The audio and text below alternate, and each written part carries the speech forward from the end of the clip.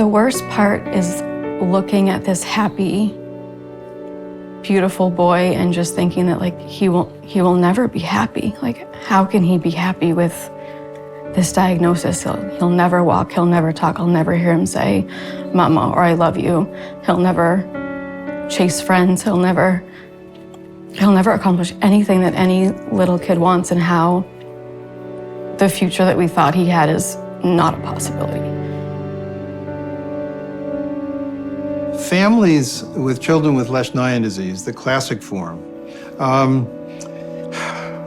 they all experience the same thing with respect to the neurobehavioral phenotype. But some of the children have more severe behavioral manifestations than other children. And the families that have children with severe neurobehavioral manifestations in the variety of different categories of self-injurious behavior really have a care load burden that is almost indescribable.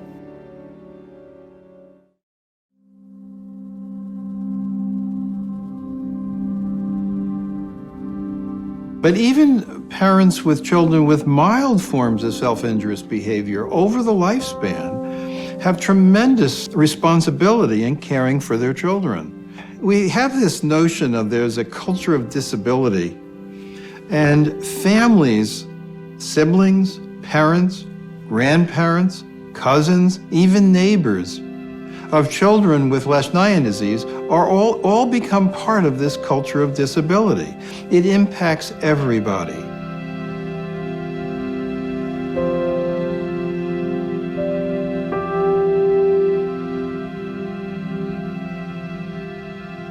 I mean, it changes your outlook on life dramatically. So you would hope that your kid can do everything that you can, plus more, you know?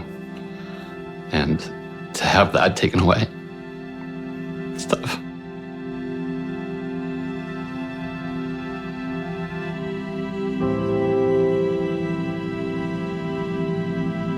So I remember when Georgie was about 5 months old, we actually had her on the floor beside another baby who was about 3 or 3.5 months old.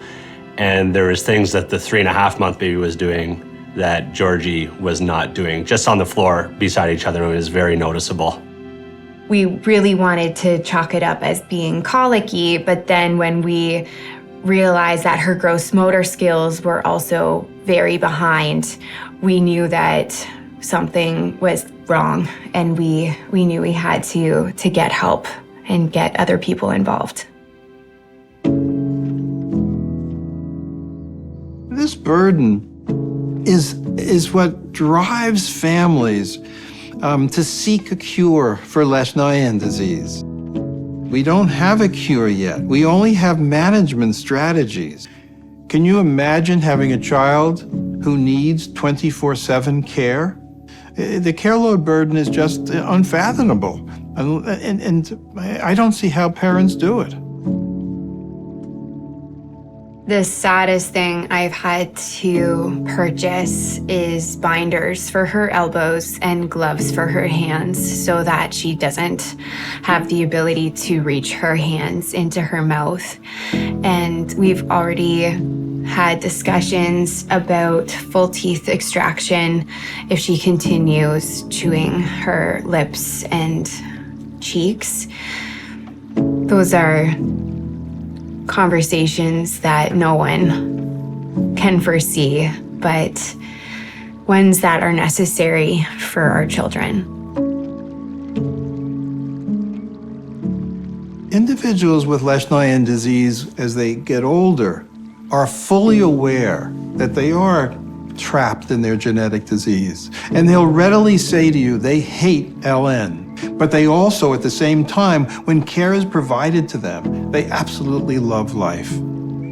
You wouldn't think that was possible, but they absolutely love being alive. And it's our job to make sure that they're comfortable throughout their lifespan so that they can enjoy life. There really isn't an option. I have to be there with Georgie in those moments where she's screaming and crying. I can't not be there for her in her worst moments. So that just means that we're tied at the hip, and I can't remove myself.